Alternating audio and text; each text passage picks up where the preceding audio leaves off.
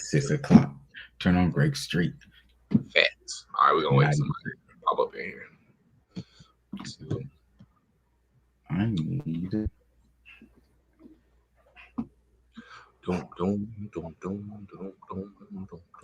So if I send, so the link that you send, how would I send this link? Oh, no, I got you. Yeah, I was about to say. I'm trying to share. I really don't know. Oh, hold up. What up, everybody? What's going on, everybody? It is your boy Dylan Matthews. Got my brother here with me, my boy Roderick Allen, aka Go Talk Media. Go find him on YouTube at Go Talk Media, on all the platforms at Go Talk Media. Rick, I don't know if you want to put your personal social media out there. Now, I wasn't trying to put you all the way out there like that. So I'm saying, if you want to promote the personal one, you can. You know what I'm saying? You know. I mean, that's fine. You know what I'm saying? You could, like he said, you could follow me on Instagram at Rick_2Slick. That's just the Instagram. I slick it all. I'm not Slick Rick. That's not who I am. Also, you can follow me on Instagram as well at Goat Talk Media. Goat_talk_media.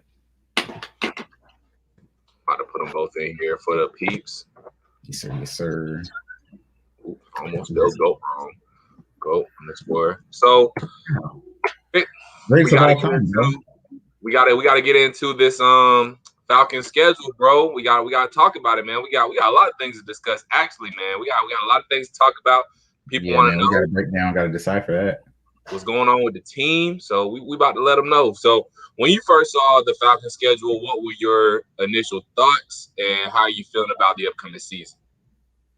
My first initial thought looking at the schedule was, I want to say, so obviously, okay, I'm thinking of it from a post-draft perspective, right? Mm-hmm. So I'm thinking pieces that we added. I'm thinking places in dire need. Did they get the attention, and how are we going to combat that with the season that we're going to have, right? So upon already knowing who we're going to play, knowing when we're going to play them is what I'm, I'm really looking at. So in amidst all kinds of rumors, trades, whatever the case may be, I'm looking at the season like it's not a bad schedule. It's easily, I want to say, the top 5 easiest schedules, but I can't say that it's. You all right back there? You got a tornado around your room. Nah, bro. Did you see that fall? We're not gonna talk about it. We're gonna put it back. We're gonna put it back. It needed to get moved anyway, so now that people can see it, so it actually worked out. So it's okay. Continue. But yeah, it's easy. It's an easy schedule for us to do something, but just how the Falcons are. They how we do with easy schedules, hard schedules. It's kind of hard to believe one thing or another. Exactly, for sure. But man, when I saw the schedule, I thought it was pretty manageable. We got some tough games in there now. But I think it's pretty manageable. I'm feeling pretty good about it now. Like you said, this is all looking at it from a lens before any potential trades or injuries can happen, because it's hard to speculate who's going to be healthy, who we're going to have. So it's really all hard to say. But looking at it through a lens of everybody's going to be healthy, everybody's going to be playing, we're going to have the roster that's pretty much set right now. I think we have a pretty good chance at being solid. I think this is also me being very optimistic, which I always am as a Falcons fan. I always end up getting heartbroken because I'm too optimistic. All right. I feel like, a lot of our issue last year was coaching.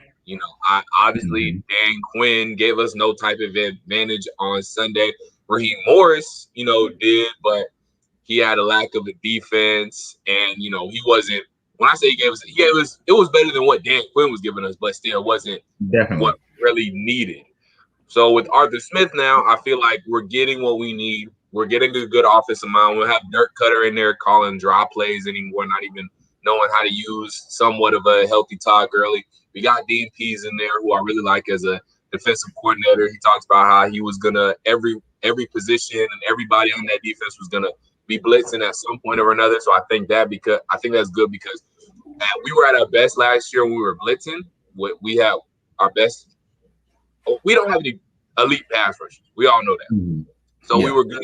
We had the most success when we were blitzing last year. And I think Dean Pease is a good enough defensive mind to know that. So that's why he's coming out and saying this team is going to be a blitzing team. He's going to blitz heavy, which is good because I feel like, if we are blitzing, we'll have even better of a chance to get to the quarterback on a consistent basis. So I think he's going to be able to play to the defense's strengths, even though this defense is not going to be very good. We are very young. We had a big turnover, especially on the defensive end. Cleared out all our safeties and the whole defense. The whole defense, really. Besides Debo and Foye, everybody else pretty much gone, and AJ Terrell. So yeah, I think it's gonna be manageable. It's gonna be tough. I think a lot of our season success, and this is probably obvious, but it's gonna ride a lot on the defense. I think the offense is gonna be able to get the job done. I think a lot of this success is gonna be on whether the defense is successful this year or not. Yeah, definitely what you said, because as everyone knows the motto, defense wins championships. Facts. Offense wins games. There you go. What happens when your offense stops winning? Okay, right. That's kind of what it is. But yeah, to your point, definitely, I'm really interested in seeing Dean Pease's scheme with our defense, just from the guys and the pieces that we have now, because everyone kind of has to shift now. Like now, Grady Jarrett he's playing D tackle, but in the 3-4 scheme, he's playing defensive end. Yeah. So now you have your edges being more like a Marlon Davison, who we drafted at D tackle, but when he was in Auburn, he played that 3-4 defensive end. Yep, so that's where he can kind of fit. And then you also have Dante Fowler, who hopefully one side or the other.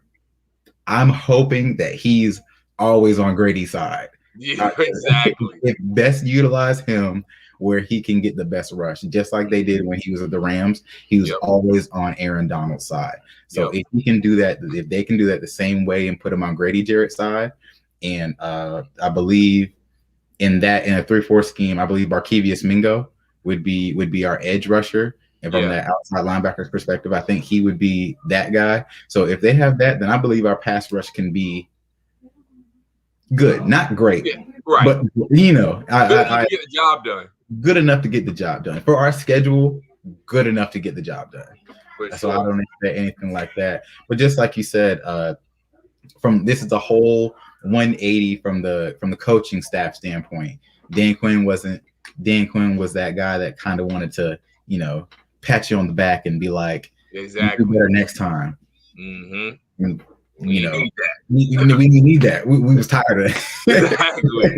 You see what that got us. So it kind of worked out in the jump, but it couldn't help moving forward. Exactly.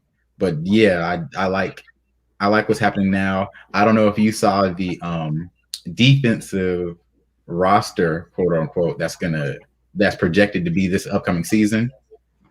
Like the starters, or the starters. 11 on offense, 11 on defense. Well, the 11 on defense, it has DB wise, it has Ron Harmon at safety, it has Grant at the other safety, and it has 2 starting cornerbacks as AJ Terrell and Kendall Sheffield. I don't really. I mean, AJ Terrell was cool, but he needs help. He needs help. And I'm not sure. I would be okay if Kendall Sheffield was like a slot corner, but I don't know if I don't know if I want him to be my number 2 corner though. Exactly. Yeah, that's really what I was looking at when I first saw that is Kendall Sheffield playing the other side on like a number 1. Exactly. That was but I mean, honestly, in my opinion, anything's better than Isaiah Oliver. Bro, I literally can't watch it. I can't watch the back of his jersey any longer. Bro, I don't even know how he's still on the team, bro. Get him off the team. Move him somewhere. I don't care where it is. Move him somewhere. But maybe I even thought maybe putting him at safety because he's not good in front. He's not good in man to man. He's not good in that first 10 yards. Put him back then. You know what I'm saying? Put him deep where because he has the length leverage. That's true. Maybe get him some snaps. We'll see if they rotate him. Probably not. If anything, I'm looking at him as a potential trade piece.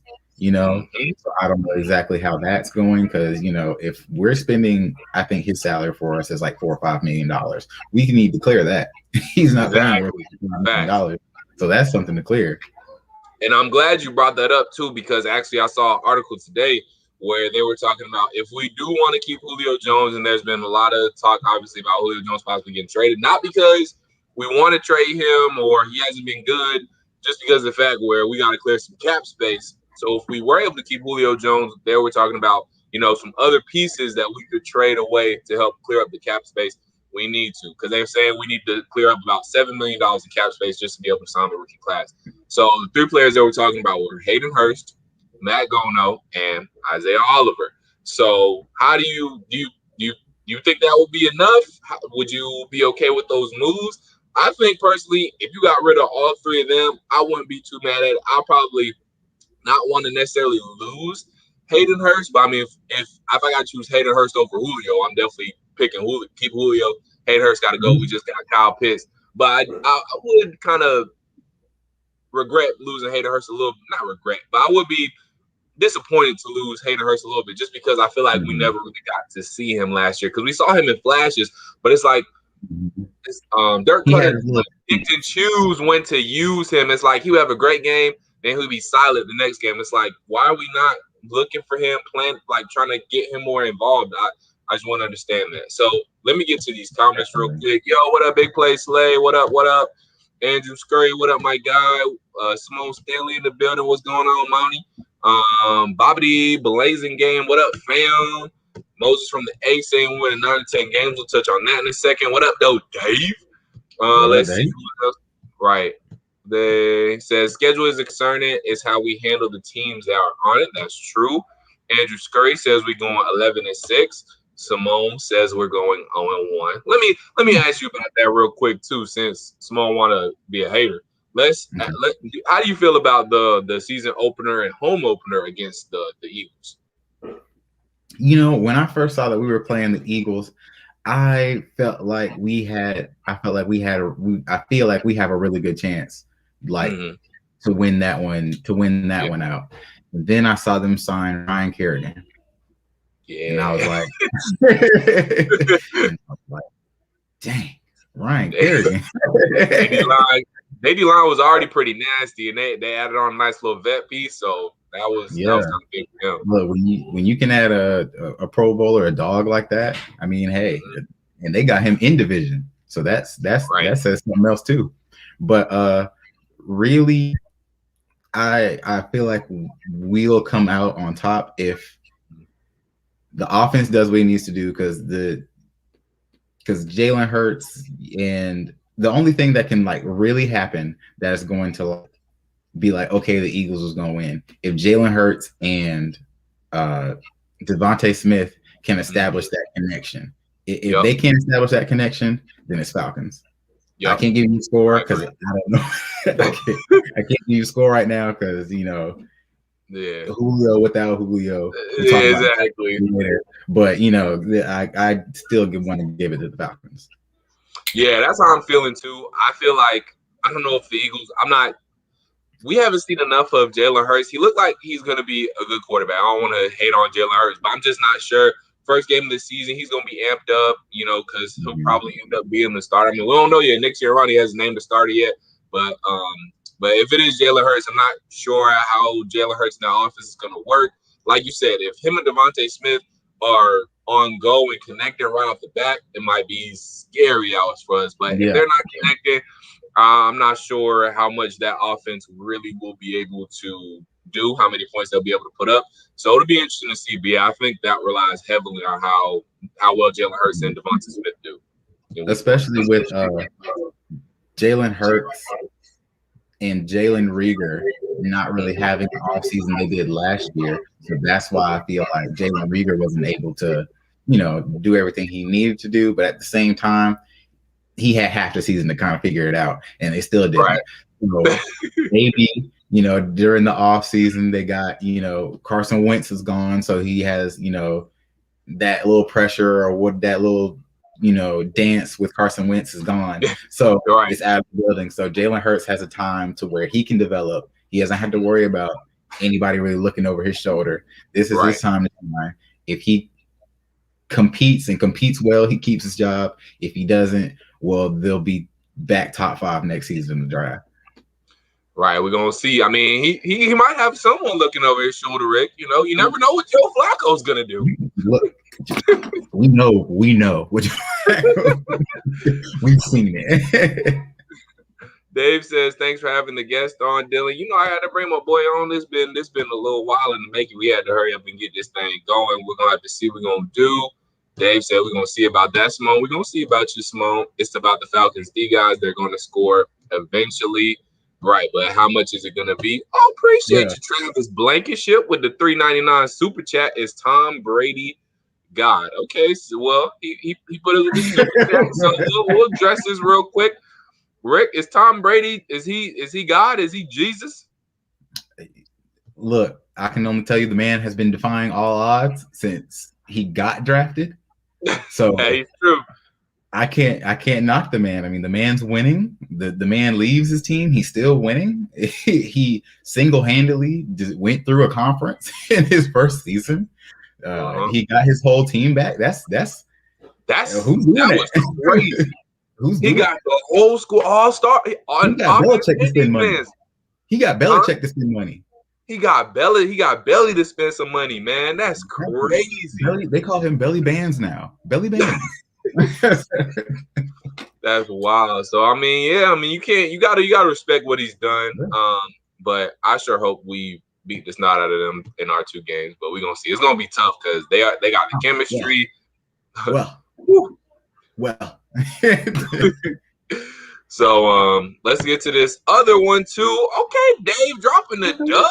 Dave from the dub with the super sticker. Appreciate you, Dave. Thank you, sir. Okay. He said, me and my friends got money to spend. All right, that's what I'm talking about. Okay. All right, but Simone all up in my ear saying to get to her comments. So let's get to what Simone got going on. They said they already got the connection. I mean, they do have, the former Alabama. They were both at Alabama at the same time, so they do got that connection. Obviously, we're talking about Jalen Hurts and Devonta Smith. She also says it's going to be a shootout because Miles Sanders is going to be unleashed. She says we're going to get the run going against y'all with Miles Sanders, Kerryon Johnson, Kenny Gainwell. And you know what? I'm gonna just go ahead and say what my boy Andrew Scurry said. Stop the cap. Stop the cap. Stop the cap, Simone. Stop the cap. Maybe I can't hate on Kerryon Johnson because he was good with the lines. I think he just fell out of favor once. Dude out of Georgia. Why am I blanking on his name now? DeAndre Swift, thank you. Came to town. He kind of got that first. He was the new dog. The new dog in town. Right. He became the new dog in town real quick. But yeah, if the Eagles can establish that run game, which I don't know if they will be though, honestly, because I like what our defensive line should be able to do now. Because we didn't see hardly any Marlon Davidson last year because he was hurt pretty much the whole season. I think he played like a game or 2 at the most. Dante Fowler he was trying to play, but that high ankle sprain had him. Did he show up? He was there. He wasn't doing nothing though. But he was there. That high ankle sprain had him gimpy the whole season. And Grady did Grady things. He was just by himself, so it didn't really matter all that much. And now, we got Grady, Dante, Marlon Davidson. We got Barkevius Mingo. Hopefully they can do damage. And then Debo is Debo. And Foye Oluokun really came into his own last year, bro. He should have been a Pro Bowler. They didn't make him a Pro Bowler, bro. Man, I wish that he had been able to play more than how many games did he play? Like 9, 8 or 9? Yeah. Oh yeah, because he got hurt too, didn't he? Yeah, he got hurt for like, I want to say like pretty much half the season or so. Yeah, but something like that. If he would have played the whole season, he would have been a boy. What? He was out there stripping balls like, man, like he was going crazy. But I mean, so I mean, with that defensive front, I think we'll end up being okay. So I think we got a pretty good chance to stop that run game. But like, we're gonna see about you. We're gonna see about y'all. Dave says, I have total respect for Brady, but I'm not kissing his rings. Definitely not. I ain't kissing nobody rings. Herbert Dunson. What up, Herbert? He says, LMAO, we ain't the Saints. Simone says, respect Brady, but don't like him. Same Absolutely true. Don't like Brady. But I can only give him what he's got. Championship rings. Wins. Exactly. So gotta tip the cap to him there. Jerry Hughes in the live. What up, Jerry? He says Julio Jones going to New England. Is he though? Because they tried on draft night, and I'm glad actually Jerry brought this up. They tried on draft night. It's sources reports are coming out now that there was a mega deal in place on draft night. They wanted the number 4 overall pick and Julio. I just need to know what the return was, because Rick, were they giving us like some of their Super Bowl rings in return for that? Like, there could have been enough picks for number 4 and Julio Jones. Man, I don't know what they were trying to give us, but obviously it wasn't enough. But but you know, they were probably like, you know, we'll take Julio and your 4th overall for our first, and like nothing else. Yeah. So here's a ring opportunity. What is that? That's nothing. Terry probably couldn't have hung the phone up quicker. So yeah. Exactly. Atlanta Nation says, yeah, right. Trying to get through all this. I think Simone is doing a lot of wishing at this point. I mean, it's all speculation at this point, because we still got to get to training camps. We got to pray to the Lord nobody gets injured. Atlanta Nation laughing. I love this. Jerry Hughes sells Gilmore and Harry. What are you talking about, Jerry Hughes? I kind of got lost. He's talking about the New England trade. They were going to give us Stephon Gilmore and N'Keal Harry. We don't want Gilmore's contract. Exactly. We already in cap hell. We not finna take on no big old contract. So that's exactly. We're in cap hell. The Saints are in purgatory, and they just keep claiming. they just keep kicking the can down the road. What up, though, Xavier Littman? Glad you're joining us. What up? And Simone says, I want Stephon Gilmore. Y'all can have him, Eagles. You know what? Y'all can have him. You already got Slay. Hey, take his crap. Can you guys pay him? You guys are with us, huh? After getting rid of Wentz, you guys with us? They're right. Yeah, exactly. Because they had a nice little dead cap hit on that, I'm sure. Big Low, Coach Low in the building. What up, though, Big Low Country? Ooh, Simone getting spicy. You said mind your own cap. But anyways, all right, let's move on to something else, Rick. Let's talk about how we're feeling about this NFC South, since people have been talking about Brady in the chat and whatnot. Obviously, we got him. Obviously, Tampa Bay is going to be favored. Don't really know, though, what the Saints or the Carolina Panthers are going to be. Obviously, this is going to be Sam Darnold's first time with actually some weapons and on a team that isn't the sorry New York Jets. Well, hopefully the Jets aren't going to be sorry anymore, since they got some new people in town. But what do you – they still going to jet it up? They still going to be the same old Jets? Yep. Butt fumble and all. Not butt fumble. Oh, my goodness. But what do you make of the NFC South this year? Where do you see us falling? Do you think the Saints or the Panthers are gonna put up any fight? Are they gonna make any noise? Or are we you think we have the best chance of getting in that number 2 spot?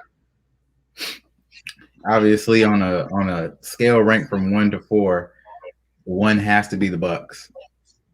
Got to give it to that. Got to give it to them. There's nothing. They got everybody back. You That's it. You get to that. When you return 22 starters on a Super Bowl winning team, I mean, you kind of just got to be like, all right, we see you. We'll let you have it. At least for right now. Your quarterback said, I'll cut my salary $19 million. That's nothing. Let's get him back. Exactly. Bring everybody. Matt Ryan doing that. But on a rank of like 1 to 4, 1 being the Bucks. 2, I gotta, as much as I hate it, the No, Aints. you're not about to do it. I gotta give the Aints too, bro. I have to. But it hurt. You heard me say it hurts my soul, right? Why, bro? Because their defense is still good. Their defense is still top 5. They lost one guy, but they got another one. They signed, they put people on franchise tag, everything like that. Now the only question I have is their offense and the quarterback carousel they have down there. But right, I don't, only because of Sean Payton, I can overlook that.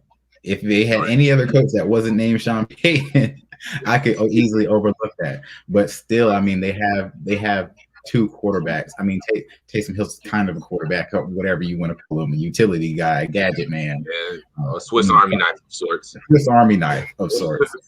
So, even if people want to say Jameis Winston threw 30 touchdowns, but he also threw 30 picks, he's still won Offensive Player of the Year doing that. And if he wants to blame his eyes, he got surgery. So if the eyes were the problem, then he's still gonna do 30 touchdowns. But it's really the Saints offensive scheme, in which either way they could go either way. They could start Taysom Hill some games, they could start Winston some games. It kind of flip flops. Either way, you have Alvin Kamara, you have Slant Boy. I mean, Michael Thomas. You had it right the first time. But yeah, I can't count his offensive mindedness in the thing. I gotta give them 2. 3 and 4 is really a toss up between us and the Panthers, because if Sam Darnold's gonna compete, if Sam Darnold's gonna do what people say he's gonna do, he can't get hurt. Like, if he gets hurt, the Panther season is in the garbage. Like, because they don't have a backup. Teddy's gone. Right. So if he gets hurt, then the whole season's in the garbage. But at the same time, I really like Joe Brady and I really like Matt Rule. I really like them as offensive coaches. I really like them offensive minded. I like their scheme. I like the fact that they had Robbie Anderson, DJ Moore.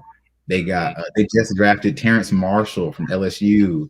You got C-Mac, and then you turn around and draft Chuba Hubbard. That's a mean roster. That's a mean. Sam Darnold if Sam Darnold never had any weapons, he got some weapons now. Never. Sam Darnold is looking at this like rubs hands like Birdman. Like, look, he was already rubbing his hands once he got on the team with C-Mac. Nonetheless, everybody else.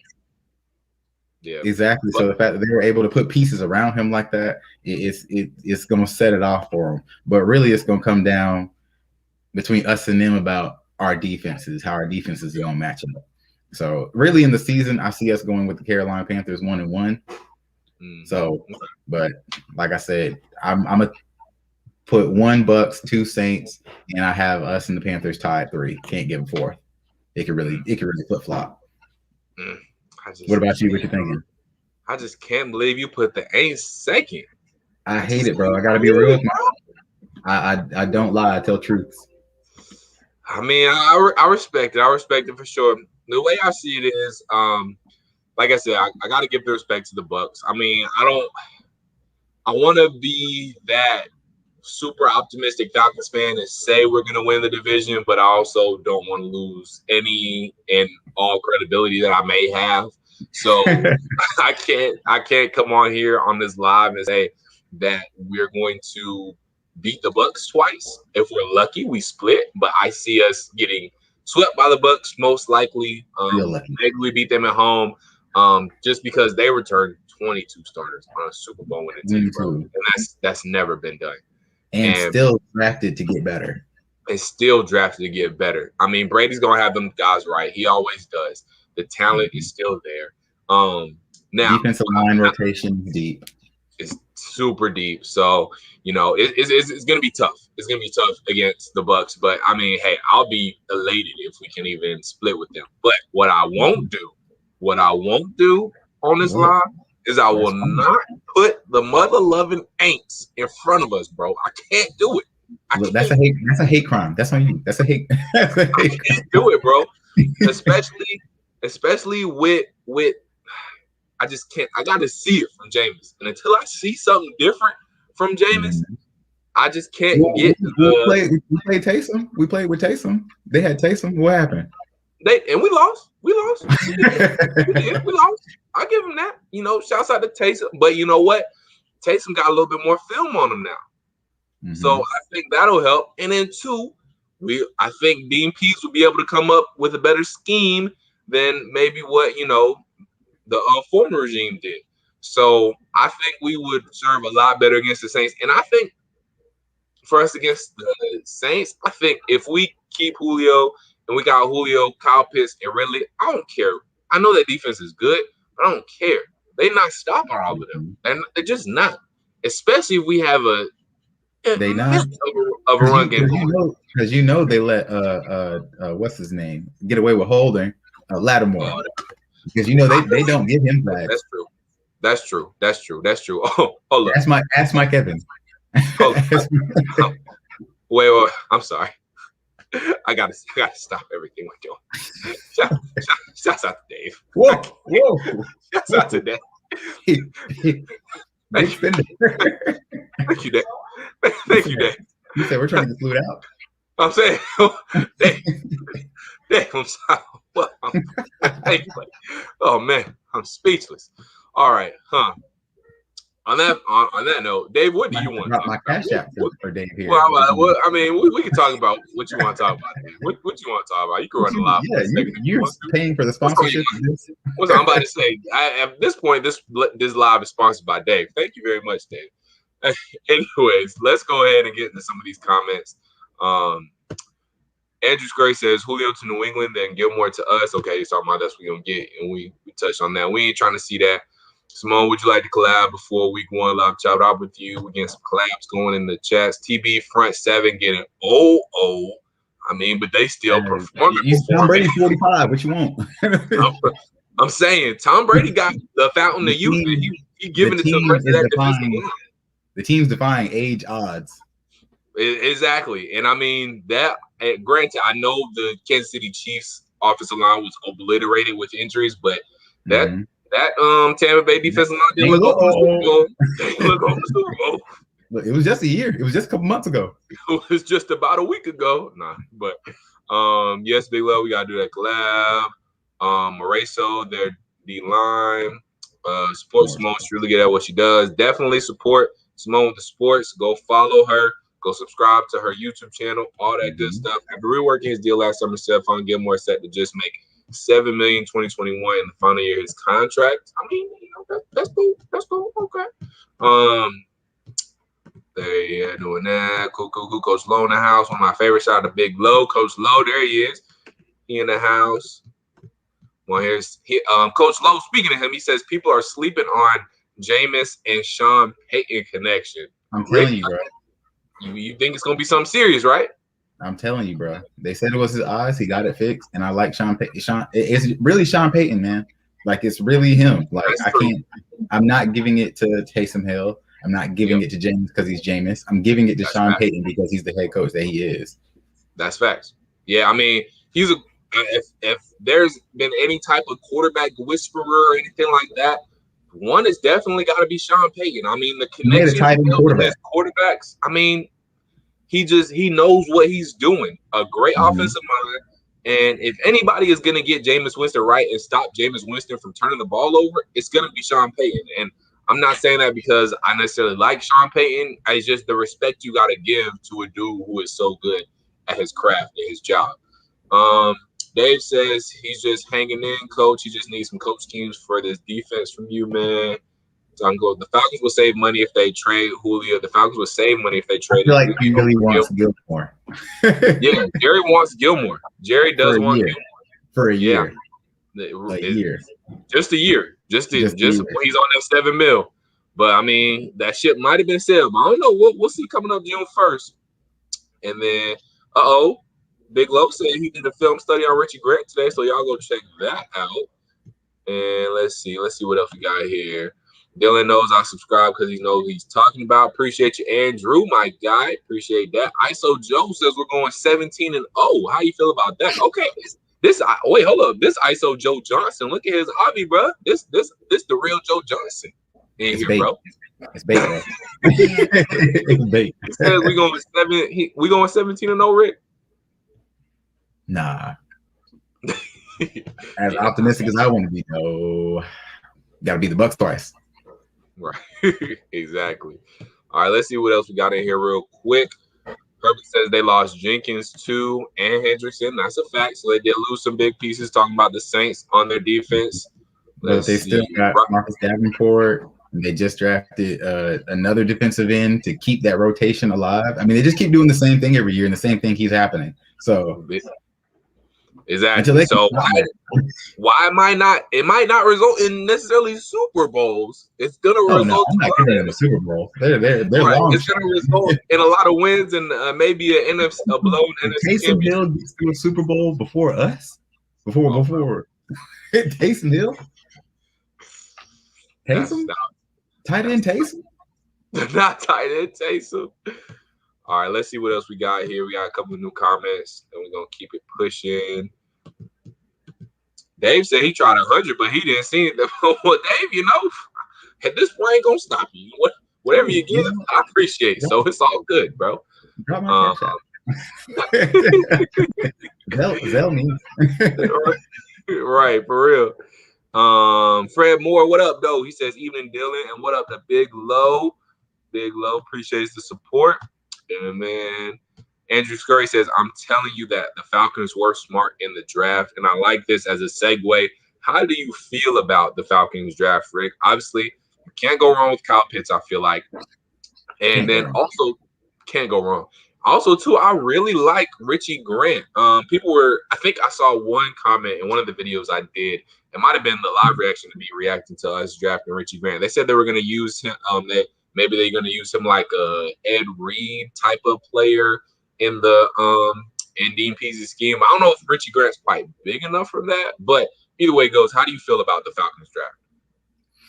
The Falcons draft as a whole, the first 3 rounds, I gotta give them credit because they filled needs, right? Yeah. Now, as far as like Jalen Mayfield, I feel like there were actual guards per se that were better, that could have been picked, that weren't.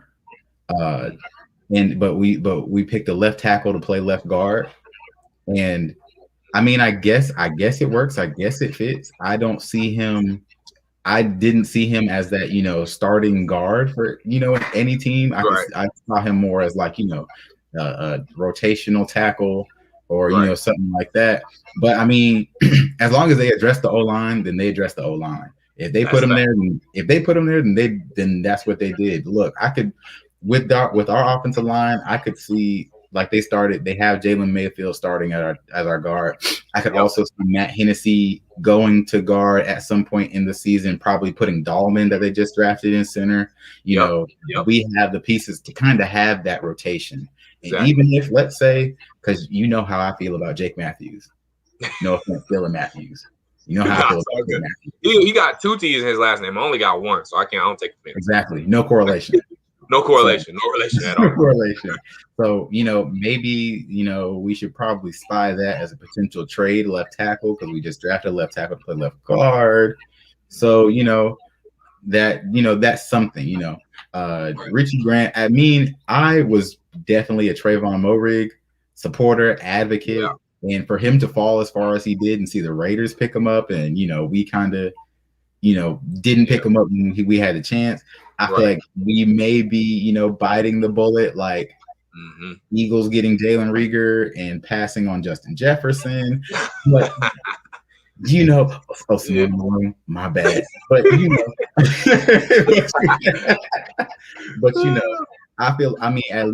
least they're addressing it. At least they know what the issue is. We need depth. We need youth in the DBs. So the fact they did that, I'm cool with that. I can't complain. But a little further in the draft, they started getting, more. They got more DBs and stuff like that. But I kind of wanted them to possibly get a running back later. I mean, Yes.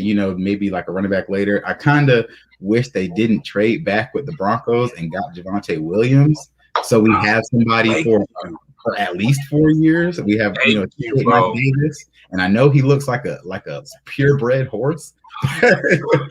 But our second running back is Cordarrelle Patterson. Patterson. Mike Davis's legs is all good and great and whatnot. His legs that went viral, that's all great and dandy.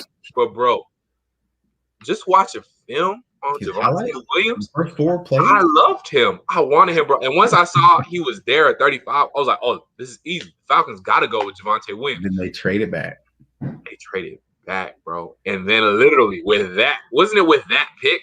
The Broncos drafted him immediately. I was like, bro, I was sick because Javonte Williams literally, I did not watch a single play of Javonte Williams where he went down after the first hit. Yeah. Ever. That's how he is. That's Miami. Who he is. Exactly. That's Miami. Because Miami's all over his highlight tape. But bro, I really, really wanted Javonte Williams because it was almost seamless. Like, okay, you get a veteran in Mike Davis, let there be kind of a bridge. Mike Davis can be the starter, but Javonte Williams can come in and, still give in some good snaps and take a load off of Mike Davis because, he's not necessarily young when it comes to the running back world. So I thought that was a seamless fit. And when they traded back, I mean, addressing the defense and getting Richard Grant, that's great and all, but I just really, really, really, really wanted Javonte Williams because he seemed like just a straight dog, bro. Man, I'm trying to tell you, I kind of wish they, maybe had went a different way with certain picks, maybe got more rotation in the D line per se with later, but they got more cornerbacks, which I can't be mad at because cornerback depth is real, tight. So, but I'm okay with it as long as they addressed our main issues. Right. Then I'm okay with our draft picks. Facts. So you talked about more defense. Coach Lowe agrees with you. He said he wanted more defense. He didn't necessarily like all the O-line picks. Now, it's not the fact that I didn't like the O-line picks. Low country. You're my guy right now. Coach Lowe knows his stuff, man. He knows his stuff. Y'all go check him out if you haven't already. But yeah, so it's not necessarily I didn't like getting O-line because I feel like drafting O-line is always necessary. You can never have too many good guys in the trenches. But like you said, defense might have been a little bit more of a priority. So I definitely see where Coach Lowe is coming from. Dave asks us, guys, what are your expectations for the Falcons this season? Rick, I know you kind of have a little thing going on if we have Julio or if we don't have Julio. So kind of expand upon that real quick. Okay, well, big money, Dave. I'm gonna answer your question. I was just saying, we gotta get Dave Gallo. Dave got the priority. He earned the priority. From the logo, Dave. That's what we're gonna call you. The logo, right? So, best case scenario, I know we got some real optimistic people. I know we saw the first one. As soon as we opened up, it said 9-10 wins. Yep. Boy, let me tell you.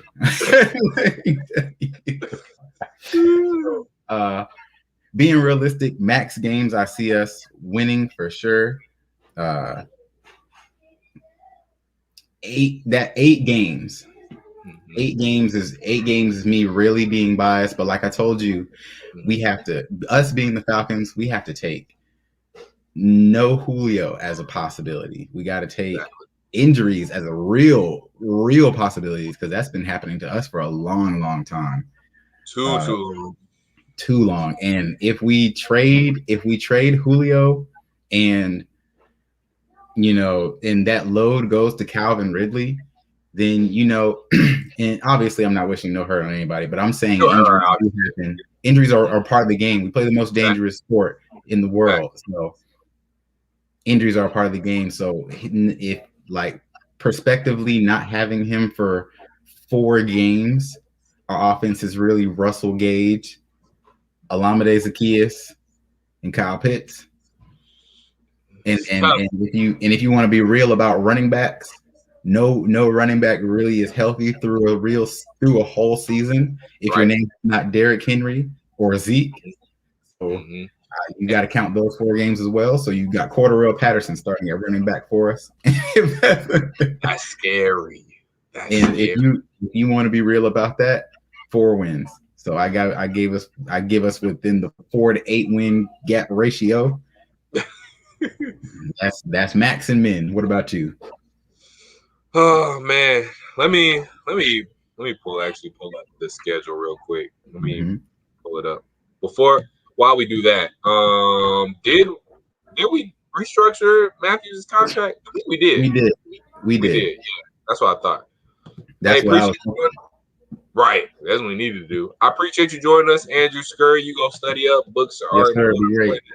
YouTube lives. Let's see. Oh, we can kind of talk about this for a second while I'm pulling up the Falcon schedule. But Hawks, they taking down the Knicks, bro. What you think? Man, I like the Hawks bench depth. Oh, that's really gonna get us in there. Like Julius Randle can only do so much as one man. So, he's not LeBron for the strong arm the whole Knicks organization to the promised land. That's not gonna happen. So definitely I got the Hawks in 5 or 6. Same, bro. We are way more talented and way deeper than the Knicks. And I know we lost the season series to them 3-0, but the first 2 games, people were bringing up good points in my comments when I was doing these videos. First 2 games, we were coached by Lloyd Pierce, and no shame, no shade, just truth about Lloyd Pierce. He just wasn't that dude. He wasn't cut out for it yet. It wasn't his time yet. Right. And then the third game, we had control. I think we're up like 8 or 10, third quarter, fourth quarter, and Trae Young got hurt. Totally deflated the team, took the gas out, still got to overtime with no Trae Young, and we just ran out of gas in overtime, I feel like. So the New York Knicks haven't seen our really a full-strength Hawks team or a full potential type Hawks team yet. And I think that's what everybody is asleep on. So so it's going to be interesting to see, but it's going to be a tough series, but I'm definitely taking the Hawks. It could go as many as 7 games, but we could definitely close it out. I feel like in 6 or 7. Not 5 might be tough, but it definitely is doable. But let's go ahead and get to this schedule. Still trying to look for this guy. Trying to pull it up the hard way. I shouldn't pull it up this way. Anyways, here we go. All right, so week 1, let's break it down. I think we both think we can get a win against the Eagles. That's at home. Then we're on the road against the Bucks. That one's going to be tough. Week 2, just because of the chemistry, because you guys got to think about this. Week 2, Matt Ryan, will he fully understand Arthur Smith's system? Possibly, maybe. But will he have it mastered? I don't know. Tom Brady is coming into the same system with the same guys, same team, and they're at home. You probably chopping that one up to the Bucks. So that's week 2. Week 3 against the Giants. I don't know what the Giants are going to be this year. Are they going to be good? They're probably going to be exactly like last year, only because Washington defense has a year together with Chase Young. So, but I mean, they got Saquon back, and now Daniel Jones has wide receiver weapons, and he has no excuses this season. He has no excuses. But I mean, they had Eli Manning for like however long, and they pretty much gave him the stats are pretty much the same. Yeah. The only thing is that he has rings. That's really the only thing about it. That's it. I don't see him doing too much different from last season record wise with the teams that they play. Right. So week 3, probably gonna be a toss-up game on the road. I feel like we can still get that one though early on in the season. So that sets us at 2-1 now. Washington football team, their defense is tough. Ryan Fitzpatrick usually plays his better football in the beginning of the season. And if that holds true, he could kind of light us up a little bit. And that defense now. Yeah, exactly. They got Scary Terry, and then who else did they picked up somebody this offseason? They got Curtis Samuel from the Panthers. Yep, exactly. So those 2 guys, and then we already know that defense is stout. Yeah. whole bunch of Alabama boys and dogs on that defense. So, Exactly. but being at home, that might help us out. So we'll see. That could be that could go either way for me. So we could Optimistic. be. You said what? Optimistic. You think that's a loss week 4 at home against the football team? I think that's the loss, man. I'm not gonna So, lie to you. Like you said though, Ryan Fitzpatrick, he can either give you 4 touchdowns, 300 right. yards, or he can give you 180 and 3 picks. It's really up in the air. Exactly. So I think we end up beating the Washington football team. I'm gonna say that. So we got it. I'm gonna put us at 2-1. Oh no, that's 3-1. Put it at 3-1 right now. We'll beat the Jets in London. I'll put us at 4-1 going into the bye week. We got the Dolphins, Tua, and Miami on the road. I don't know why I just see this as a game that I don't know. That's tough. I feel like Dolphins with the dub. I feel like you think we win against the Dolphins? Nope, Dolphins with the dub. All right, we'll give the Dolphins. Because that just seems like a trap game. We'll give the Dolphins a dub on that one. Carolina at home, I think we'll beat them at home. So that puts us at 5-2. Saints on the road, we'll probably lose that one 5-3. Cowboys on the road, they got Dak back. Zeke back. They got Micah Parsons coming at us. They get Micah Parsons. They got Micah Parsons and Jabril Cox. That whole 3-4 linebacker scheme is filled. Jalen Smith, Leighton Vander Esch, they didn't pick up Leighton Vander Esch's option though, right? That's strange to me because he's been playing well. Yeah. Well, I mean, they probably don't have room to pay him. That's true. And then Zeke's contract. And then they just got Micah too, so it makes sense. So that one could easily be a loss. Patriots at home. I will say this one. I feel like actually Patriots got too much talent. We're gonna lose that game. I'm sorry. We're killing us 15 yards of time. Patriots cashed out, probably gonna lose that game. So that puts us at, I'm gonna say, so we're at like 500 now. What's this, 5-5? I think we'll be the Jags. Actually, I don't know. This is tough. At the Jags. I don't know. We gotta see what Trevor looking like because he can burst on the scene like Justin Herbert. That's true. I'm really skeptical about Urban Meyer, but might work. I don't know. I'll say we win that one. I'll say we rough up the rookie quarterback a little bit. So we're at what? That's We're roughing him up. I think we rough him up. All right. I think we rough him up. So that puts us week 12. We had our bye week, so that puts us at 6-5. I'm gonna say we're gonna lose to the Bucks 6-6. Panthers, I think we lose to them on the road 6-7. I say we lose to the 49ers. That's 6-8. We'll beat the Lions. 100%. 100%. 100%. We'll beat the Lions. We'll beat the Lions. The number 1 overall pick. Yeah, they get number 1 overall pick. I don't believe in Jared Goff too much, and he don't even really got much in Detroit now. So I didn't think anyone was gonna be worse than the Houston Texans until I saw the Lions. I mean, unless they get real good at biting kneecaps over there, and they get away with biting all the kneecaps over there. So fine. Fine. So that'll put us at 7-8. Bills, we're gonna lose to the Bills. I'm sorry, y'all. We're going 7-9, and then the Saints at home against the Saints. I feel like we'll beat them. I feel like I'll give us that last. Like I said earlier, 8-4. Yeah. So yeah, the 4 games I said are the trap wins, like the Redskins, the Dolphins and in Miami. What other game you said you guys won? We could beat. I feel like we can beat the Cowboys. We could. Yeah. And then the Jags. I don't know. That's kind of you got to go with. That's tough though. The Dallas offense, and then DQ gonna have some pressure against us. He gonna have some get back. DQ gonna coach his best game that game. He gonna coach his best gonna have our heads. Exactly. Yana gonna make Kyle feel it. He gonna make us feel something. But yeah, so it's a tough schedule either way. But I mean, like I said, we may surprise people. Who knows? But it's gonna be interesting to see. Let's get to some of these comments real quick. Javon Hawkins might be that guy though. Coach Lowe says, y'all remember we went to the Super Bowl with Chris Chester and Levitri as our guards. We don't have to have great guards. That is very true. That's a good point. That's kind of to his point where he's saying he wished we would have drafted more defense because when our offensive, we didn't have. We had a good offensive line. Obviously, a good offensive line, but we don't have to have a great offensive line to go to Super Bowl because all pro.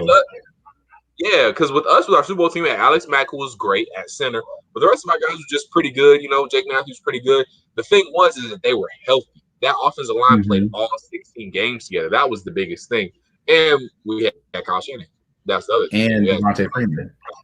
And Devontae Freeman actually rushed for 1,000 yards. He was healthy. When he was healthy.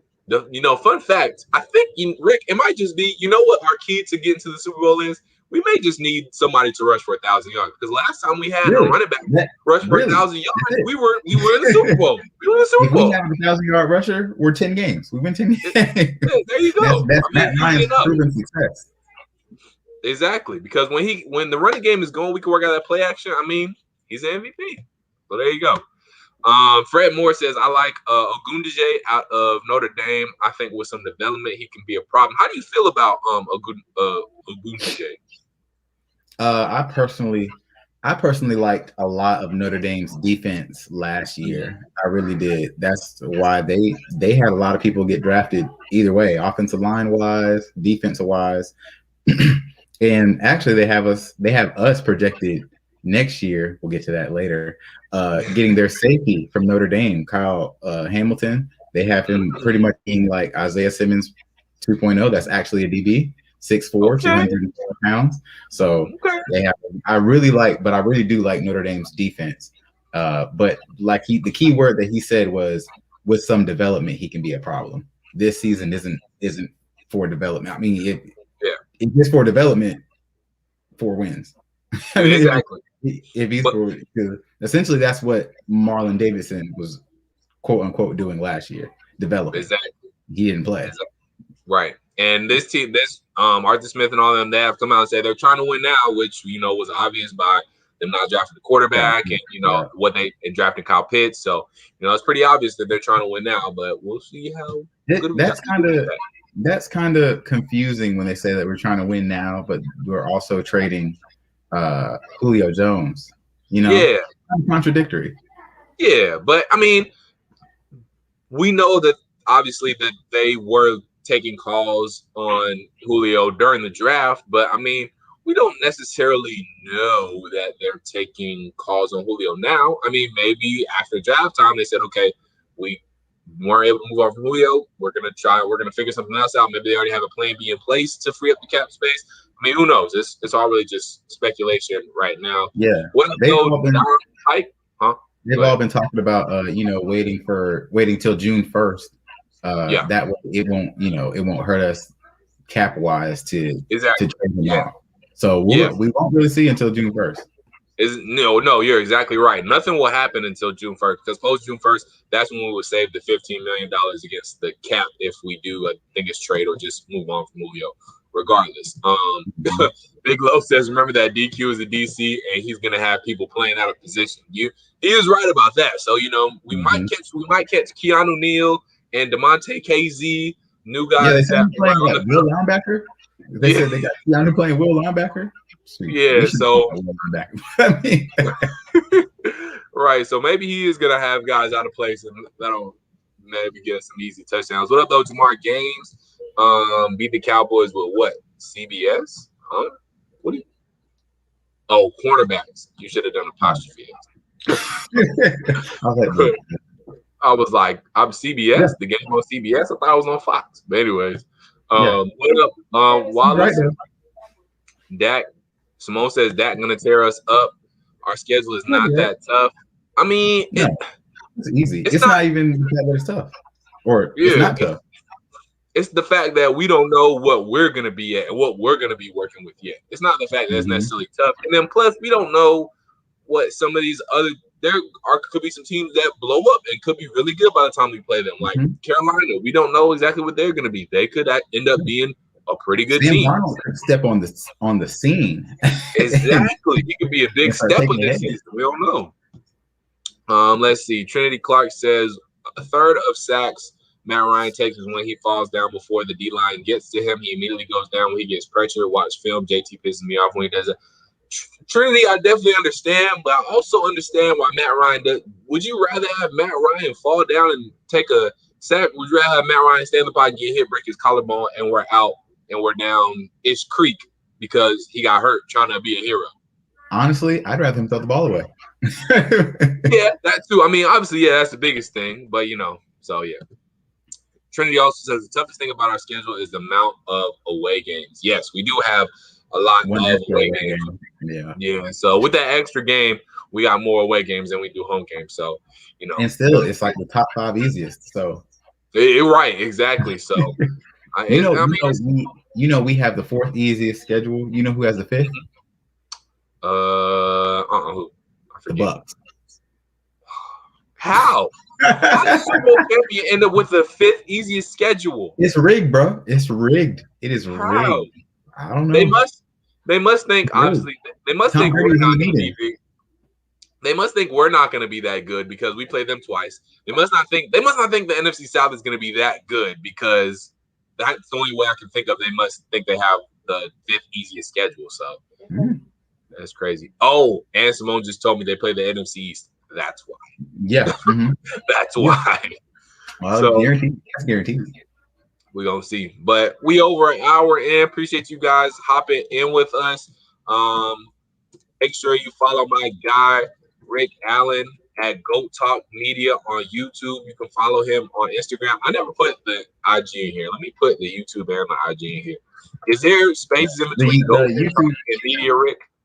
The YouTube is Goat Talk Show. Goat Talk Show, that's right. Yeah. Is there spaces in between or is it all together? No, it's all together. It's all together. Okay. So let me go ahead and drop this in the comments real quick so y'all can look at it, see it, subscribe to it, and bada boom. There it is. Goat Talk Show. Y'all go subscribe to that. Also, go follow me on IG. I'll put the Goat Talk Show IG here. What did you say? Is Goat_Talk_Media? Is that what it was? Yeah. _Talk_Media. But everybody in the comments, everybody in here, let us know what you guys want to talk about. Give us some talking points that you want us to touch on. What's up? Dylan, we're gonna give winners and losers schedules. Oh yeah. Let's get into that. All right, so let's do it.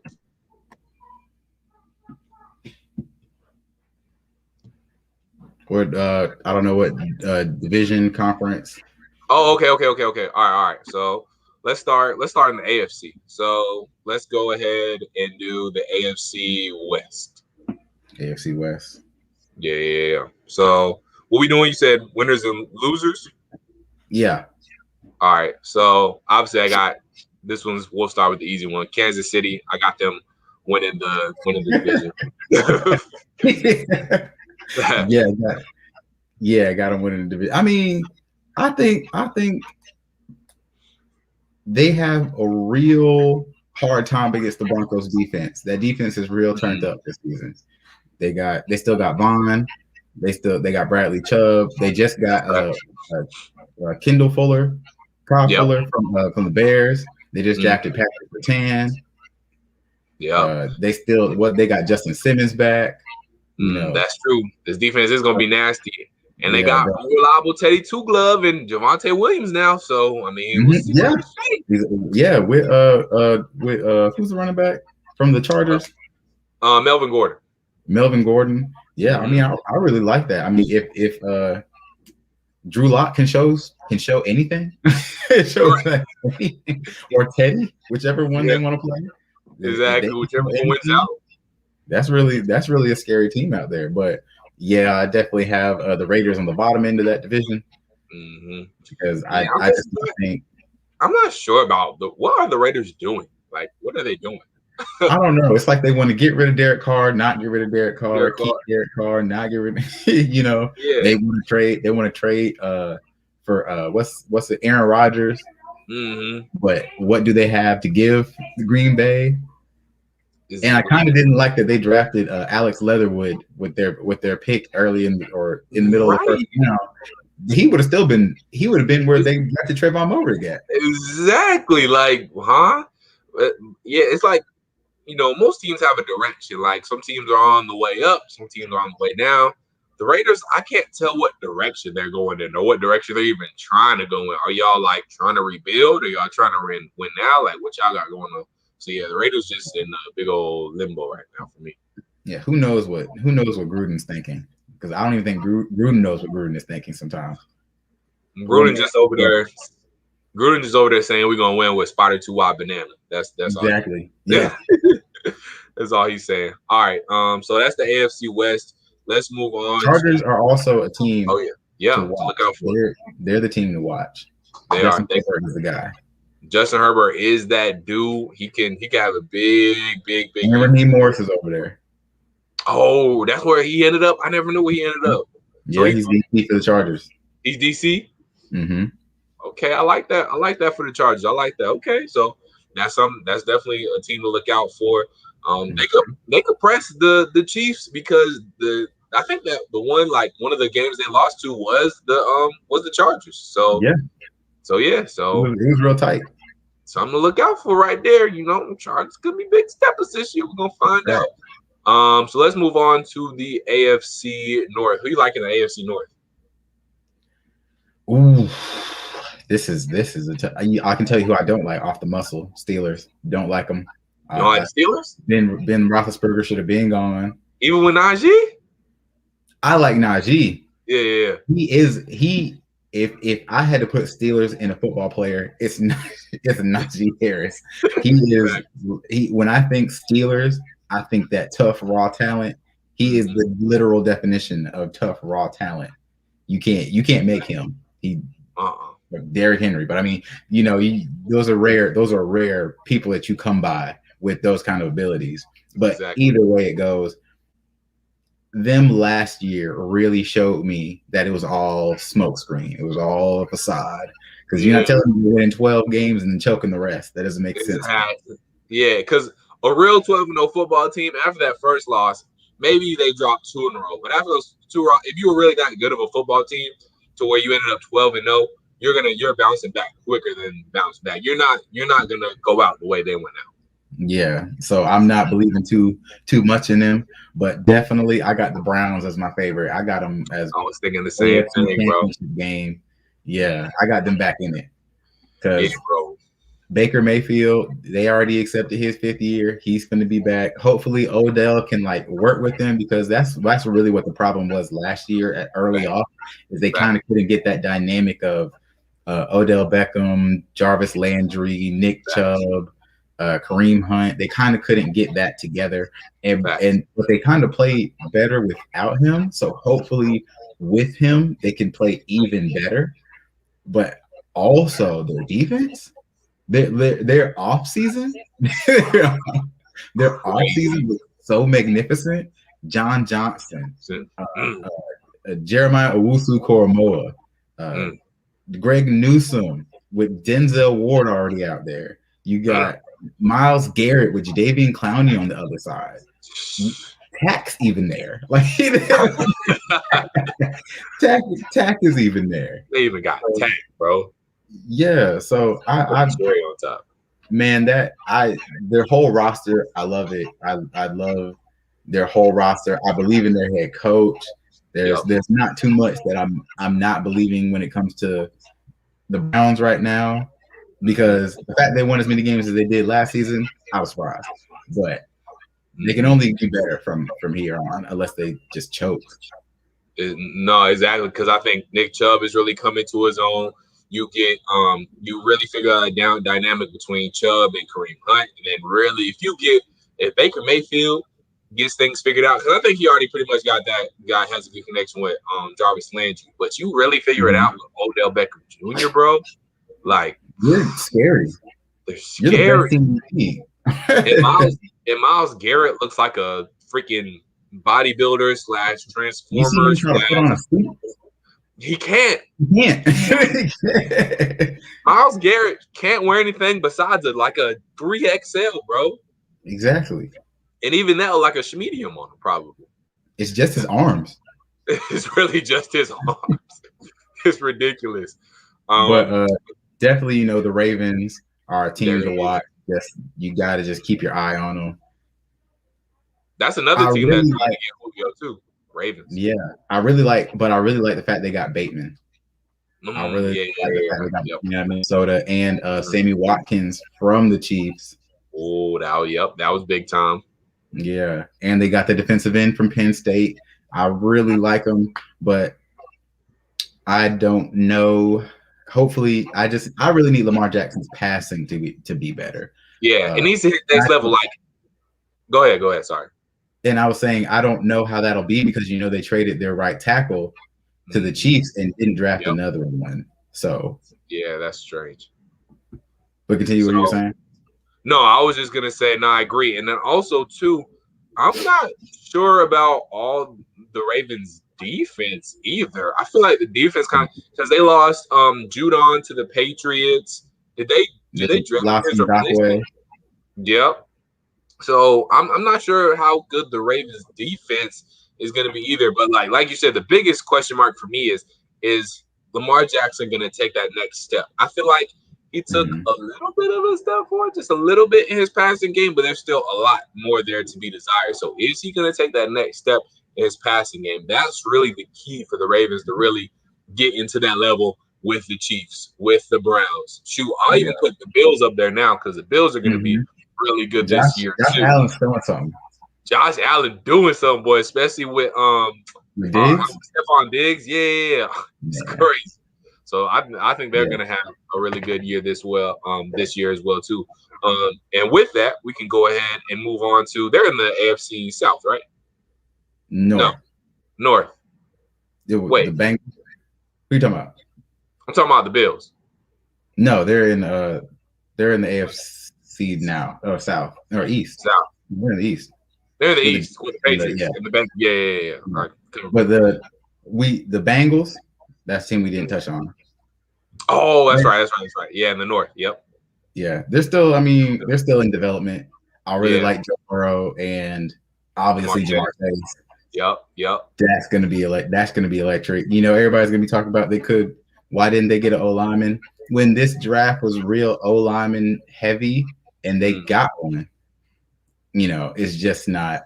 They didn't use that early to get one. But I mean, I think it's still gonna work out either way.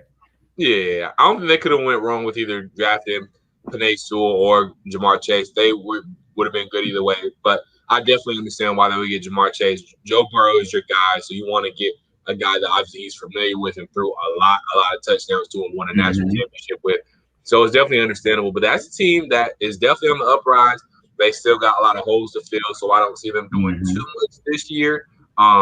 But yeah, no, they're heading in the right direction for sure. So Bengals got a promising future. They're just one of those teams that just aren't quite there yet, but they're going to get there. Yeah, you thinking that they're going to get there? Yeah. All right, but now let's go on to the AFC East. Nail on the head, Bills. That's it. Bills. I can't. Bills. So you don't think the Patriots are going to compete with them any? How do you think that Patriots Bills are? Because I mean, Cam he talked about it when he was on I Am Athlete. He said if he got another year in New England with Bill Belichick, really learning that system, he said COVID held him back a lot from really learning the system and doing all that stuff. So you think another year of Cam, and they got weapons on offense and defense, brought in Hunter Henry, got Matthew Judon on the defensive side. So many more pieces. They went to work. So do you think the Patriots can compete with the Bills at all for that AFC East crown?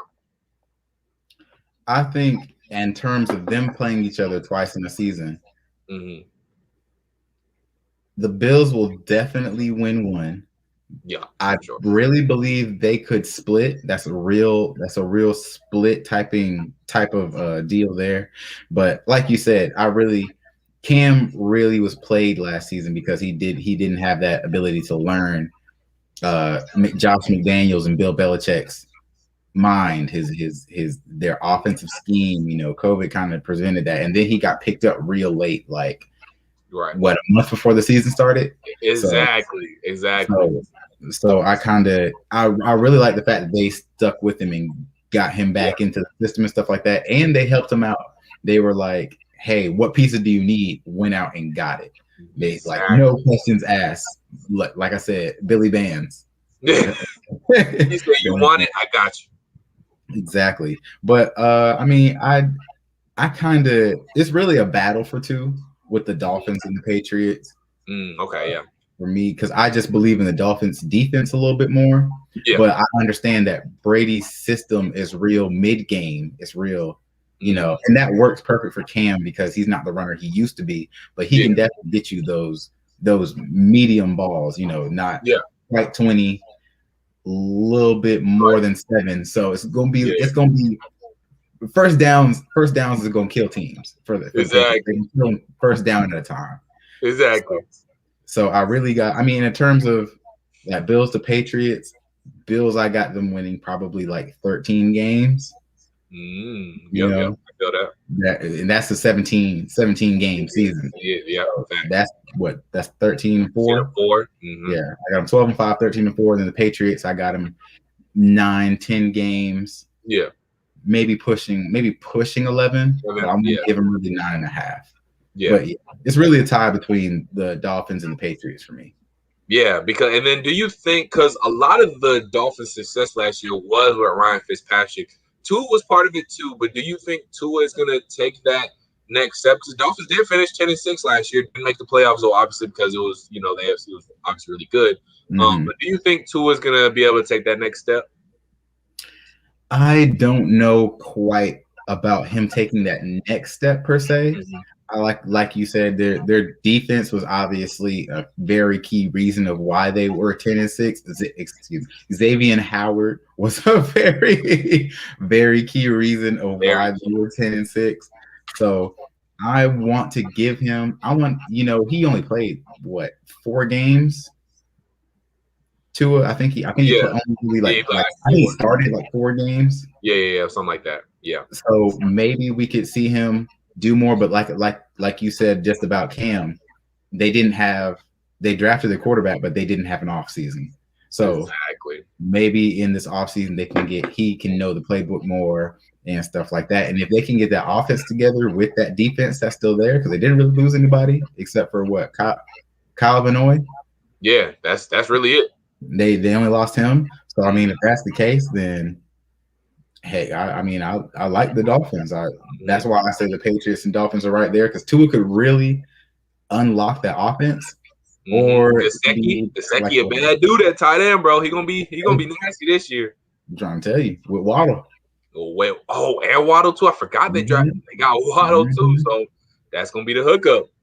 Exactly. And the Jets are gonna be the Jets. Yeah, the Jets. I mean, prayers up for Zach Wilson, but I mean, we're gonna see. Got to see it before I believe anything. All right, that's the AFC. So our AFC winners in the West, we got the Chiefs, but watch out for the Chargers. In the North, we got the Browns. In the East, we got the Bills, and in the South, we have I lost track. Who's in the South? Colts. I'd give it Colts. Oh yeah, we didn't do the South yet. Yeah, the Colts. Yeah. I'm gonna give the Colts. I want to say the Titans, and I want to give it. But that's me giving Derrick Henry a lot of credit, and they just lost their OC to us. So that's giving Ryan Tannehill even more credit, and they lost a lot of their defense. You know, even though Jadeveon Clowney didn't do anything with them, he was still on the defense. You know, doing something. His name had weight, and then they lost Corey Jackson and Malcolm Butler. I believe and they lost the biggest piece of all too, but I think they lost in midseason. The biggest piece of all in Vic Beasley, right? Huh? I'm sorry. I'm gonna give it to the Colts, and I think the Colts are a real contender in getting Julio. They are, yeah. I can see that. I can see that for sure. You think Wentz is gonna bounce back under his old OC and Frank Wright and do what it do and look like an MVP again? I just believe in the Colts offensive line a little bit more, in the comparison to just like, you know, Carson doing his thing. But I think just the way the defense is set up, Jonathan Taylor. Mm-hmm.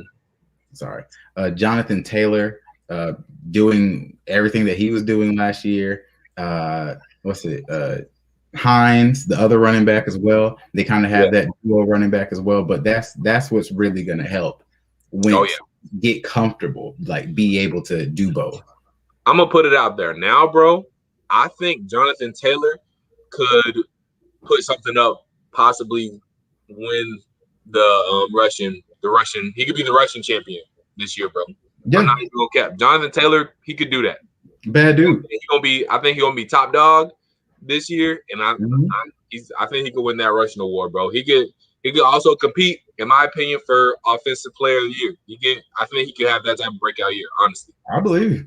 I 100%. I believe. Look, he was my favorite running back coming out last year. So when, but what's it? They drafted the Chiefs got Clyde Edwards-Helaire, which I mean he fits more of their offensive scheme. Right. But if they wanted like a pure running back or like a, you know what I'm saying, Jonathan Taylor was it. Like I wasn't even expecting him to run as fast as he did, like a 4.3. Yes, man. And in college, just the way he carried Wisconsin, bro. He was every year he was there. So yeah, that was crazy. But okay, so we got the Colts winning the South too. So that wraps up the AFC.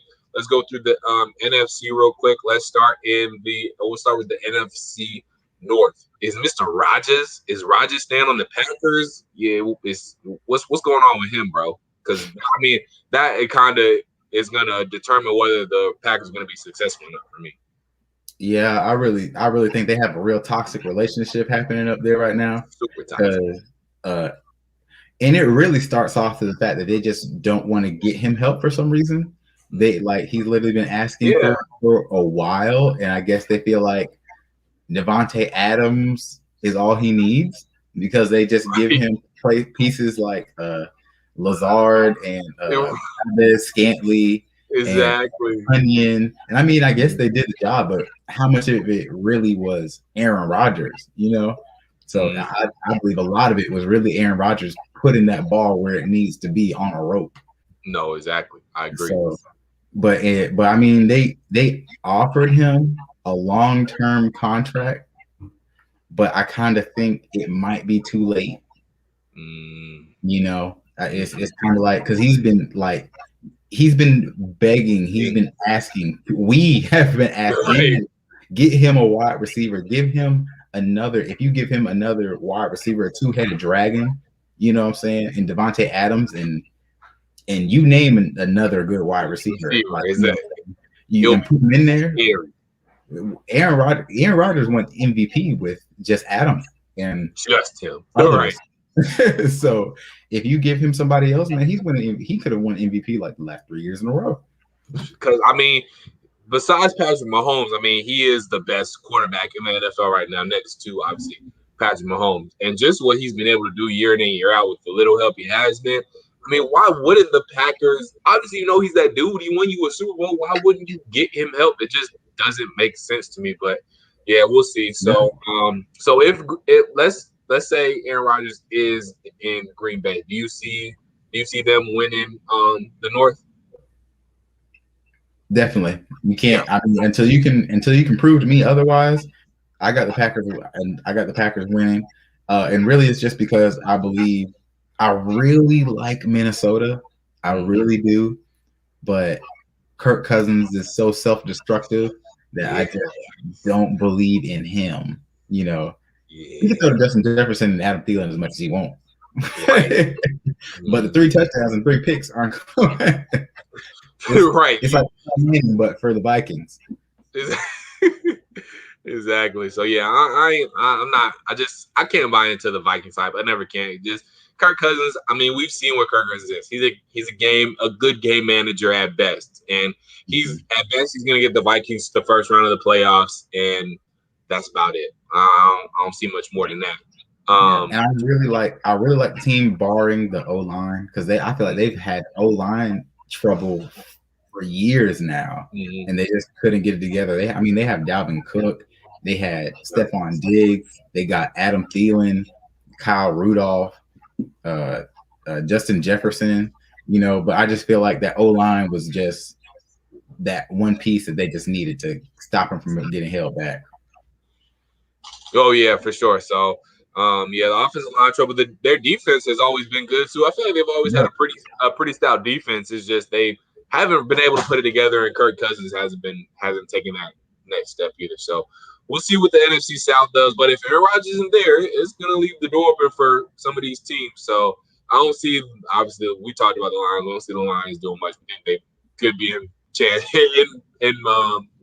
line for that number 1 overall pick. So we'll see what happens there. Oh yeah, the Bears. I mean, do you think Justin Fields is gonna start week 1, or do you think they're gonna stay true to their word and Andy Dalton is the Red Rifle is gonna be their QB1?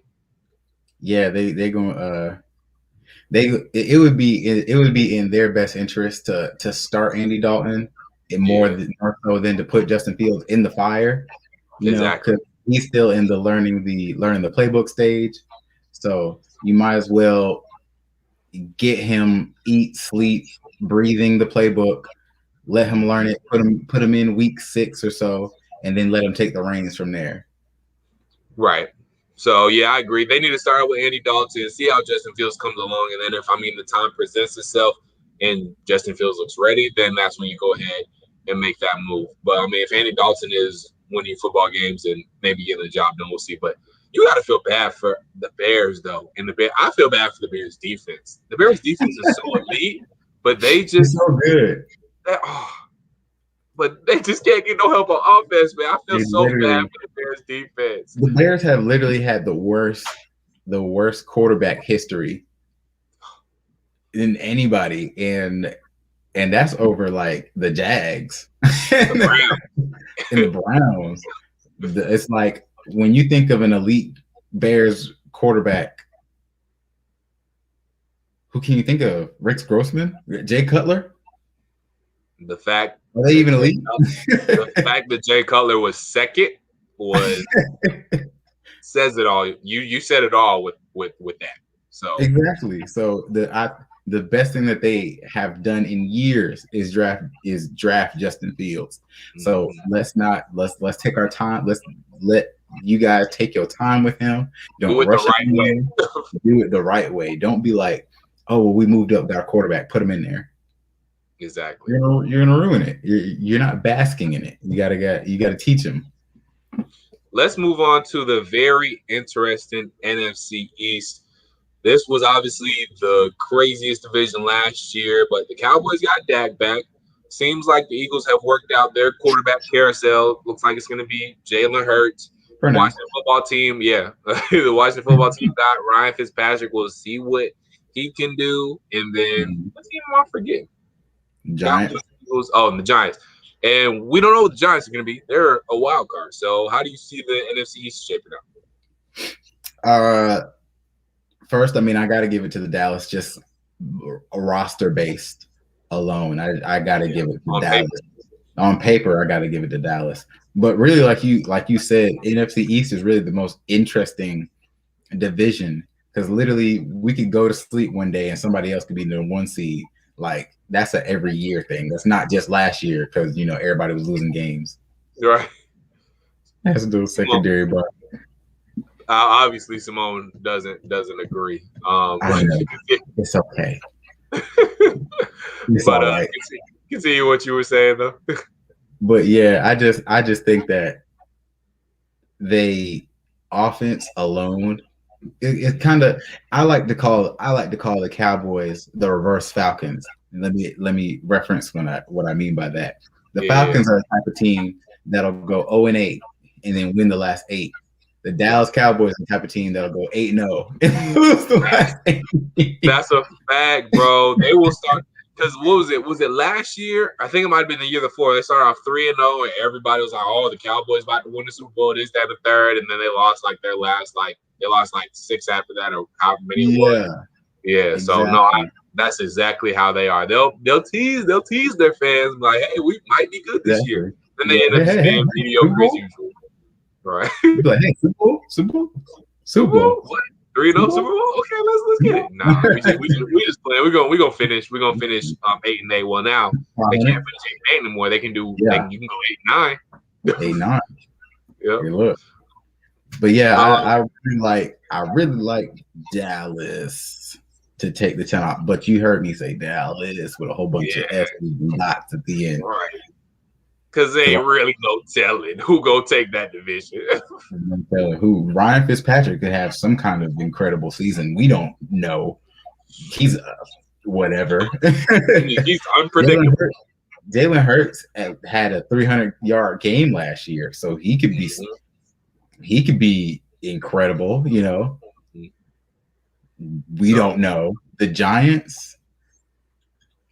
We don't know. There's a whole bunch of I don't know. It's really just a lot of the NFC East. Except the one thing that I can say for sure is Washington's defense is amazing. That's one thing that I can say for sure. If anybody's like, you know, could take that top spot, it's Washington. It's Washington's defense. I can't say the team. It's Washington's defense. The defense, right? Yeah. All right. Let's move on to the NFC West. Obviously, we're gonna say the NFC South for last, but NFC West 49ers, are they gonna? I mean, are Jimmy G is technically still there, but they got Trey Lance and Kyle Shanahan came around and said, I mean, we told Jimmy G straight up the injuries are the problem. So what are the 49ers gonna go with Jimmy G? Or are they gonna start with Trey Lance? What are they gonna do? They're gonna keep Jimmy G there. I mean, he has 1 year left, 2 years left on his contract. I'm not sure. Yeah. They're gonna keep him more than likely trade him at the end of the season to a team that needs a quarterback. Yeah. I don't know who that, you know, quarterbacks could change a season. Shoot, he could end up with the Giants in Dallas if Daniel Jones don't pan out. Right, exactly. Or maybe the Bears. Justin Fields is going to pan out. I forgot. Give that brother that. Yeah, my bad, Justin. But yeah, I mean, the fact that they drafted Trey Lance, man, Kyle Shanahan. I mean, Kyle Shanahan's job was never in doubt, but his job is secured. Bag secured. 100% secured. His job is safe. He's just like, yeah. It's like they got clay that he can mold for years. Mm-hmm. He couldn't do that with Jimmy G. Jimmy G was kind of one-dimensional. Couldn't do too much. They were winning games with Jimmy G throwing 220 yards a touchdown. Because that defense and that run game was crazy. Yeah, they need to be, but now they need Jimmy G, especially. And then too, you gotta think about this. Like that D line last year was obliterated. Bosa went down, and then what was the other? Didn't Solomon went down? Yeah, Solomon went down. Yeah. I think Kinlaw was barely holding on. Right. So everybody else, they traded away Quan Alexander. Mm-hmm. So their DBs, Richard Sherman was Richard Sherman even playing? Barely. Like half the season, Richard Sherman wasn't playing. So yeah, that defense was real down to nothing, and they were still 500. Exactly. So and they didn't have Jimmy G. They were out here winning games with some random guy. What they pulled from Publix, from a grocery store. What was his name? Nick something. I think I can't even remember his name. Yeah. Right now. Yeah. But so we going with. So is it? So I mean, 49ers are there. Seahawks are there. The Cardinals. I got the Rams, man. You got the Rams? Oh, and Matthew Stafford? Matthew Stafford, man. That's going to be a competitive division, bro, because the Cardinals could be really good. They've cashed out. They got Kyler Murray some more help. J.J. Watt. They also got who's the receiver they got? I'm tripping. A.J. Green. And they got Rondale Moore. Oh, okay. From Purdue. Right. There you go. I really like him. I really like that they picked him up. So they're ready to ball out. Simmons is in his second year. I think they finally know where to put him. They finally put him everywhere. Yeah. And then, I mean, the Seahawks could still be the Seahawks. They're going to be tough. That you don't mess with the Seahawks? That defense needs help. That they do. That they do. They lost all their DBs. I mean, they lost all their cornerbacks. Yeah, because then what's his name went somewhere else. Griffin went to the Jags. Yep. And then I can't remember the other cornerback's name off the top of my head, but he left. Quentin Dunbar. He left too. He's not there anymore. They really only just have Jamal Adams and what's the linebackers that's on his like 15th year? Is it KJ Wright? KJ Wright. There you go. And Bobby Wagner. Bobby Wagner. Got the oldest linebacker core in the league. Yeah. I guess they're chugging with that. Yeah. Russell Wilson's going to do it by himself. By him, Russ and BK. That's about it. And got starring Chris Carson. That's about it. But all right, so you got the Rams. How do you have that division shaping out? You got what? Rams 1, maybe what? I got Rams 1, or Cardinals 2. Okay.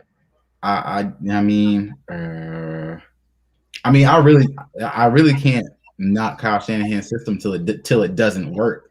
And I mean, it's still working. If they're winning games with fourth string quarterbacks, then I mean, and they still had a better season than the Cardinals. I mean, I still got to give it to them. That's a fact. It's obviously the system there because Kyle Shanahan has done it with multiple people at this point. So you know it's on him. Do you see multiple teams from the NFC West making it to the playoffs? Yeah, I got the Rams, 49ers, and Cardinals making it, and I got the Seahawks sitting out this one. I feel that, yeah. Somebody got to bite the bullet. Yeah, it's going to have to be them because it's time for them to do some type of rebuild. I think it's about time for them to blow. They traded all their first-round picks, so. Yeah, that's true. They're in a rough spot. Mm-hmm. All right, let's move on to, last but not least, the NFC South. We touched on it earlier. Let's touch on it one more time before we get up out of here. I think we got the Bucks going 1. You got the Aints going 2. Got the Aints going 2. I mean, go ahead, expand upon that. Give us your predictions. Break it down for us. Yeah, I mean, Bucks are self-explanatory. 22. Yeah, that's all you gotta say is 22. So exactly. So the Bucks are just with that number 1 spot until proven guilty. The number 2 spot is, like I said, it's really Sean Payton. It's really their defense, and then it's Sean Payton. Yeah. I'm going to give Alvin Kamara his credit too because he receiving game, rushing game, he can kind of he has that quick switch, like, he can do it all, But I feel like Michael Thomas is going to have a down year because they're going to do that quarterback juggle like they did last year. I don't really think it. I perceive that they're going to start Taysom Hill. Mm-hmm. Do they need to? Should they? I don't think so. I think they probably should start Jameis, but Taysom Hill, Aaron Rodgers money. So exactly for what? So, as far as just off the basis of the defense and Sean Payton, I mean, I gotta give them number 2. Now it's not a far margin that I put them and us and the Panthers because things could switch. Whatever happened, like Jameis' eyes could not work again. Taysom can't throw past 20 yards anyway. So, and Michael Thomas can barely catch past 20 yards. So, I mean, you got that. But you got the Carolina. I really think the Carolina Panthers are a real tricky team. They are super tricky. Because the fact that they got J.C. Horn on that defense. Mm-hmm. I mean, they offensively they were okay. They were not okay. They were good. But then they added that third wide receiver in Terrence Marshall. So just in case, slot otherwise, because he did play slot at LSU for a time period when they had Justin Jefferson and Jamar Chase. Exactly. He has it. I mean, Joe Brady was his head coach. Was the offensive coordinator there. So now he's an offensive coordinator here. Easy. So, exactly. So if Sam Darnold can really, really get the ball rolling, I like them to take second. I like the Panthers to take second for real. Okay. But like I said, it's really a swing between us, the Saints, and the Panthers. Yeah. Because like I said, maybe Dean Pease gets our defense together and we just like blitz like crazy. But also you got to think about the problem with blitzing heavily. Is that the good quarterbacks are going to tear us up. The good quarterbacks are going to tear us up. And thank goodness we're not in the league with Tom Brady, Drew Brees, right. anymore, you know. But still, like the blitz can do two or three things. It's going to either force people out of position, you know, us wise, and then that's going to start people dumping the ball like the Panthers. If we blitz one side and the Panthers see that we continue to do that, they're going to swing screens to C-Mac. Exactly. C-Mac going to shred there, and he's going to have 40 yards. Exactly. Because once he gets past Dion and Foye, it's over with. It's open season. Exactly. He catching bodies after that. Exactly. So I just don't want, because I know people are really excited about like us starting to blitz more, but I feel like our defense isn't there yet to match that system and scheme 100%. I really want to think we're like 65 because we're really putting Grady at defensive end. He's a tackle. You know, we're doing whatever we can with Dante Fowler. Right. You know, DBs. Look, Simone's questioning Dallas DBs. I'm questioning our DBs. Right, exactly. We don't know what we got going on our DBs for real. Exactly. But yeah, I mean, I gotta give, but like I said, I give that 2, 3, and 4 is really a swing. It can go one of three ways, either way. That just depends on the season. Yeah, I'm more scared of the Panthers, to be honest. Actually, I can't even. I'm more scared of the Panthers than I am the Saints because, yes, the coaching is there in Sean Payton, but I'm just not sure he has the personnel he needs on the offense side. Defense, I think he'll be good. Offensively, though, I'm not sure if this team will be able to really figure it out. But, I mean, if anybody's going to do it, Sean Payton's going to do it. Like you said, the Panthers could really go crazy. They're the biggest wild card and X factor in this division because they could really cause problems, especially if they're able to stay healthy. If C-Mac's able to stay healthy, Sam Darnold's able to stay healthy and do his thing and really break out into his own. Because I mean, he showed flashes in New York. So if he has help, I mean, who knows what he can do. But I gotta stay true to my Falcons, man. I think we'll end up finish second. I think we're gonna. I think we. So let me tell you. So let me ask you this. Yeah. So what did you have us doing with all this hype and buzz about? Yeah, we got all first round offense with Todd Gurley, Julio, Calvin, Russell Gage, Matt Ryan, Hayden Hurst. What's the difference between that season of offense and this season of offense? Coaching. It's all coaching. I mean, yeah. Coaching is a big factor, but when you're also talking about defensive wise, we're extremely worse. We're drastically worse. Drastically, yes. And that's with us starting Isaiah Oliver. Right. He's not even next man up, cornerback wise.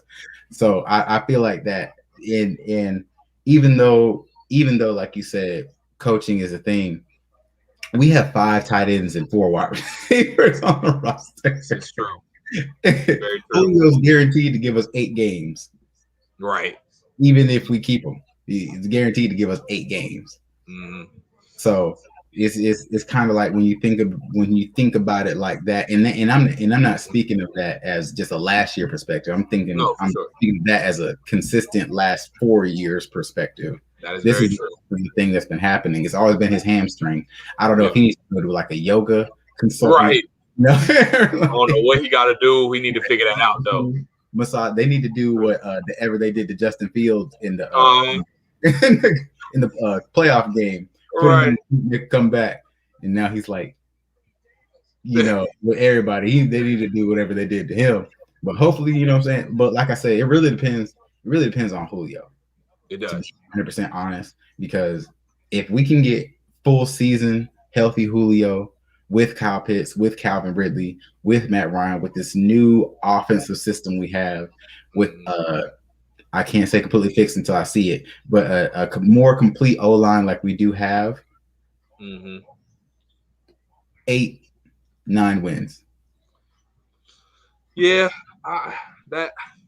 it's tough to say. I'm trying to be as Very realistic as I can. Well, no, I'm all the way optimistic. That's never been a problem. I'm trying to humble myself down and be more realistic so I'm not disappointed again. Because I'm tired of being disappointed, Rick. I'm tired of being disappointed. Look, man, every time we go 0-5, I'm just like, lose the season. But if we had the same regime, I'll be like, nothing's gonna change. It's that and third. But it's the new regime that's giving me hope, bro. I can't even lie to you. It's the new regime that's giving me hope, and I really, really want to believe that this new regime is gonna turn us around. But I have to remember too, they're dealing with all the old groceries and all the old baggage and all the old problems that the old regime left behind. TD's baggage that he left us. Exactly. So yeah, I'm trying to humble down my expectations as much as I can. It's hard though, Falcons fans, we always get too optimistic and too eager when the season starts. But I'm still put my Falcons second. I still think they find a way to finish second, and I think we're gonna show how much coaching really matters. But I mean, we're gonna see about it, bro. But hey, man, everybody that jumped in the live, everybody that shouted us out and gave us some comments here. I know I ain't get to all the comments. Shout out to Ryan G. Trinity dropped some more comments in here. Shout out to Simone. Shout out to Wallace for jumping in. Shout out to everybody that jumped in comments. Make sure you go check out Go Talk Show with my boy Rick Allen on YouTube. Follow him on Instagram. Follow his personal at it's Rick_2Slick right on IG. Yes, sir. Make sure you go follow him. Check out his work. He is dope. You heard the knowledge on this live for almost 2 whole hours. He was dropping facts, dropping bars. So make sure you check him out. I appreciate you joining me. Rick, you have any closing thoughts, any final words that you want to get off your chest? Let's go Hawks. That's all I can give. Actually, my closing thoughts is walk off Acuna. That's my closing thoughts. Is walk off Acuna. He just hit a walk off home run to win the game. Oh, he did. Oh, yeah, he just hit a walk off home run to win the game. I gotta go check that out, bro. That was a huge win. We needed that because we done lost 2 straight close games to them. So thank goodness we won that one to the Mets because they in first. So exactly, turn things around here too. But man, I appreciate you hopping on the live with me. Yes, sir. Yes, sir. Appreciate you having me, man. Yes, sir. Yes, sir. We'll catch up when this Hawks playoff series start. We'll chop it up. We'll do some Hawks talk next time around. Definitely. Like I said, Hawks in 6. Hawks in 6. Let's go. Let's get it. Yes, sir. All right, Rick, bro. I'll talk to you later, my guy. Appreciate you. All right. Be easy. Thank you again. You too, man. Appreciate it.